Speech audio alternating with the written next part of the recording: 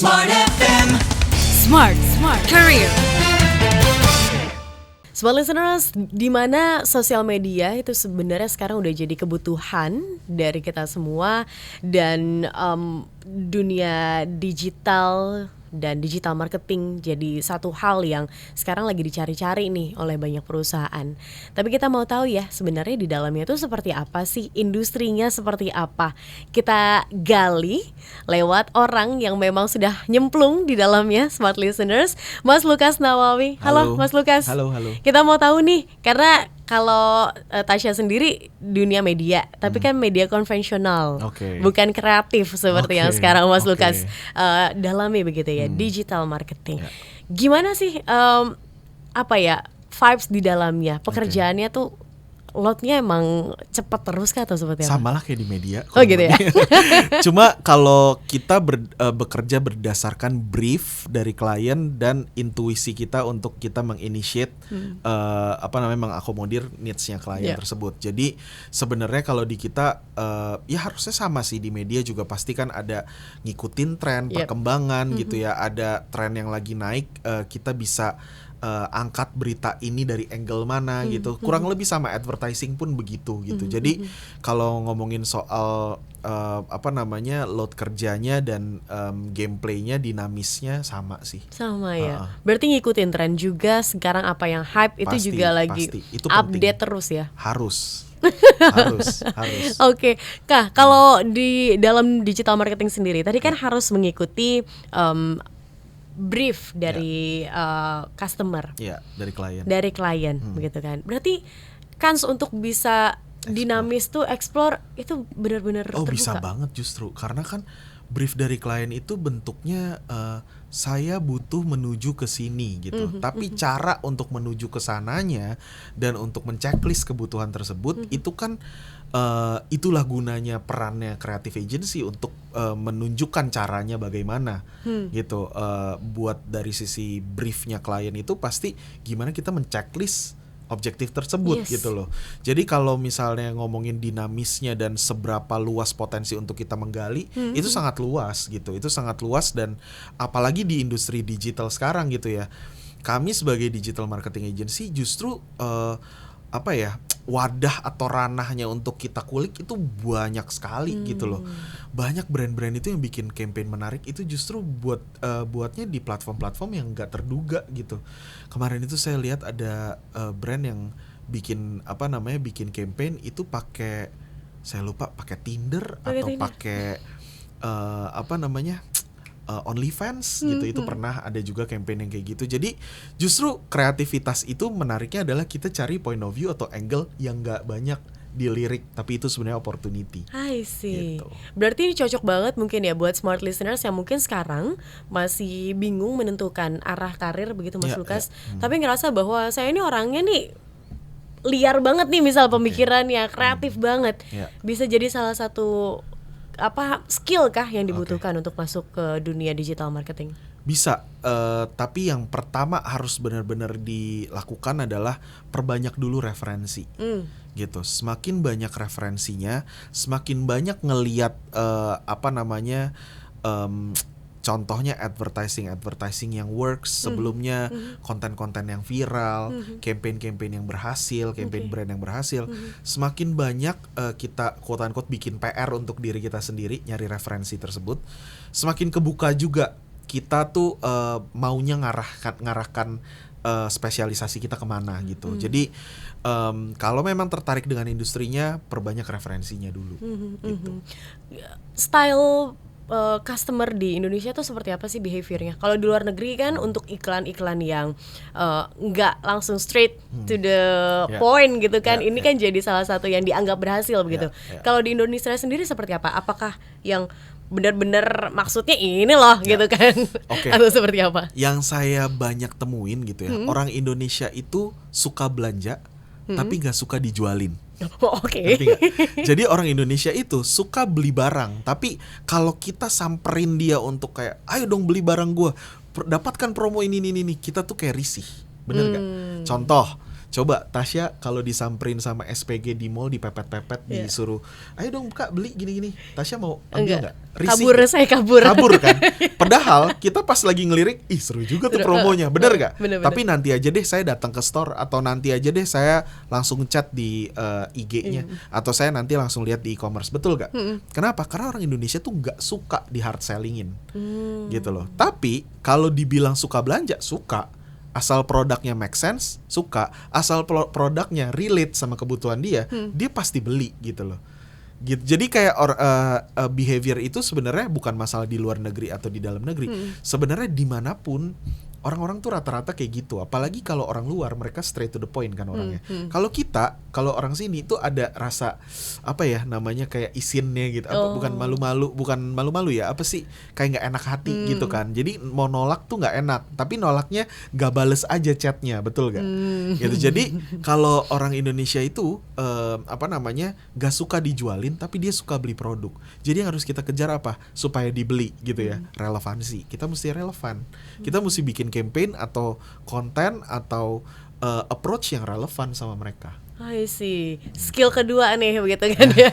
So listeners, tadi banyak riset, kemudian coba untuk Being relevant. be relevant Yeah, di yeah. dalam hal ini. Yeah. Nah, kalau sekarang posisi-posisi apa sih yang masih dibutuhkan dan membutuhkan SDM yang cukup banyak begitu ya di dunia digital marketing? Oke.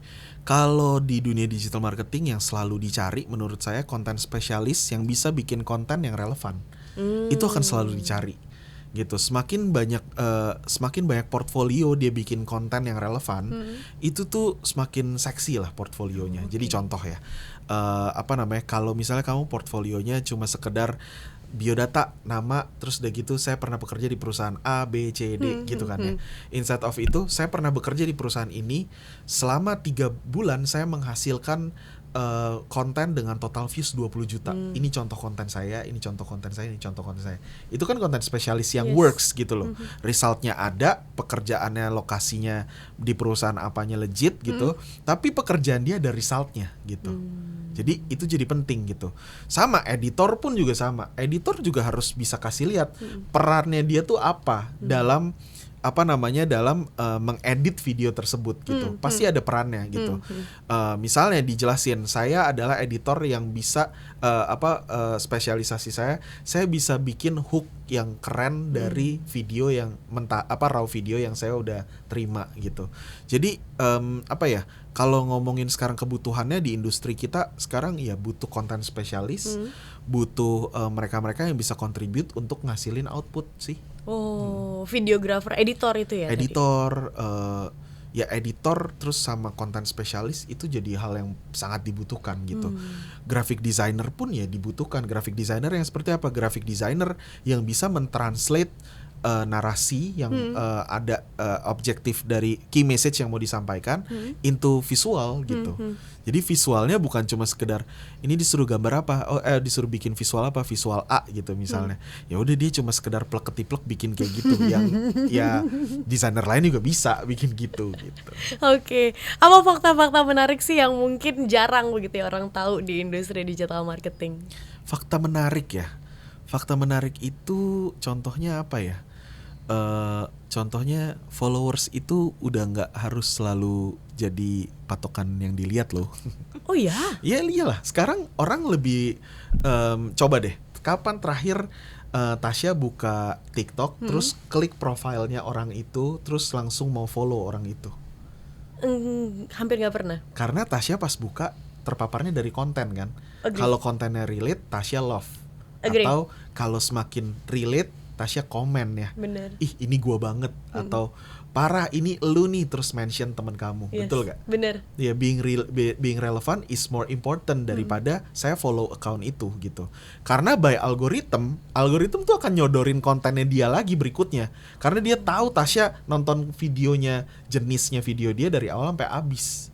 Jadi nextnya Instagram atau platform apapun ya, Reels, TikTok, terus udah gitu YouTube, dia akan nyodorin lagi kontennya yang sejenis Tasya tonton tadi gitu. Jadi Tasya mungkin nonton 2 kali, 3 kali, 4 kali, mungkin baru follow setelah itu, betul gak? Bener. Ya, jadi being relevant is more important daripada ngejar followers. Jadi untuk Anda smart listeners yang mungkin suka beli Jadi followers, jangan beli followers. Iya. Yang suka beli followers udah nggak relevan Nggak lagi relevan, sekarang nggak ya. relevan, iya. Berarti sekarang dunia digital marketing agency udah ngelihatnya nggak dari Oh situ itu udah lagi dari ya? dulu, itu dari dulu. Cuma kebanyakan brand itu ngejar credibility dari numbers of followers Oke. gitu. Iya itu matters, itu important. Tapi brand yang punya credibility bukankah brand yang relate sama audiensnya? Iya, benar, Jadi benar. untuk ngejar followers ya kita harus relate dulu. Tapi kan take times. Pasti. Tapi semua proses yang baik itu kan takes time. Asik. Filosofis ya. Oke, kalau untuk jam kerjanya sendiri, Oke. hustle nggak sih, Mas? Semua pekerjaan juga hustle lah. Oh, ya. Tapi kalau di advertising ya mungkin di media pun juga gitu gitu ya. Ya adaptif sama keadaan, adaptif sama momen itu kan penting gitu ya. Terkadang momen itu kita nggak datangnya itu nggak office hour ya. Oh, iya, Nggak ada benar. office hournya, nggak ada momen penting itu harus dari jam 8 sampai jam 5 sore kan Iya, nggak ada iya, ya. iya, iya. Ya tuh tiba-tiba jam 8 malam ada kejadian apa itu harus kita riding. Ya memang itu resikonya di advertising gitu sih. Work life balance bisa diraih nggak? Bisa sebenarnya work and life itu gak harus dibalance, itu harusnya jadi satu kesatuan. Tapi sebenarnya kita mengejar ke sananya dalam arti ya kita mesti mikirin gimana bikin kenyamanan itu terjadi sehingga gak ada yang harus dibalancein gitu, karena memang itu jadi satu kesatuan sih sebenarnya menurutku ya. Oke, benar. Karena saya punya tim sosial media Sabtu-Sabtu, Minggu-Minggu juga kerja, begitu kan iya. ya. Padahal semuanya ini kan berarti work life balance-nya, terus juga kesempatan untuk mungkin liburan. Iya. Ini kan akan terkikis begitu. Ya balik lagi ya, aku selalu nanya ke tim sosial media aku pun sama, pertanyaannya adalah lo enjoy nggak sama pekerjaan itu? Kalau kamu enjoy sama pekerjaan itu, ketika lo work nggak merasa seperti lagi work gitu ya you can do anywhere anytime gitu loh sebenarnya gitu. Jadi work life balance di berbagai jenis pekerjaan itu udah pasti sebenarnya itu cita-cita yang bagus gitu ya. Tapi kalau mau ngomong balance-nya itu di diri kitanya sendiri sih gitu. Jadi dan di pekerjaan manapun akan ada momennya di weekend kita harus standby gitu loh. Ya itulah dunia kerja gitu. Ya kurang lebih begitu sih. Jadi posisi apapun akan ada resiko kesananya gitu. Apalagi kayak saya gitu ya. Saya kan sebenarnya sebagai founder, sebagai CEO di perusahaan saya sendiri, ya lebih nggak ada lagi jam kerjanya tuh. Gitu misalnya kayak Sabtu ada momen important yang kayaknya nggak bisa nih atau timku nggak sadar nih, ya aku yang harus approach gitu. Aku yang harus remind gitu misalnya. Jadi ya harusnya kan sebaliknya ya gitu. Tapi ya realitasnya kan nggak sebagus teorinya. Ya sama sebenarnya menurutku gitu sih. Oke, baik. Jadikan pekerjaan sebagai bagian hidup ya. Ya. Jadi balance-nya tanyakan lagi ke diri masing-masing. sendiri, Oke, itu dia. Kalau misalnya Anda ingin tahu begitu ya Smart Listeners, seluk-beluk dari dunia digital marketing agency Mas Lukas Nawawi, mungkin bisa di reach out di Instagram Boleh. kah? Di mana? Instagram saya bisa di @lucasnawawi. Instagram, TikTok ada. Oke, itu dia Smart Listeners untuk Anda insight-nya di hari ini dalam podcast Smart Career. Dan kita harus tutup. Akhir kata saya Tasya Rustama dan Mas Lukas, kami pamit. Thank you. See ya. Smart FM. Smart Career. Make your future better.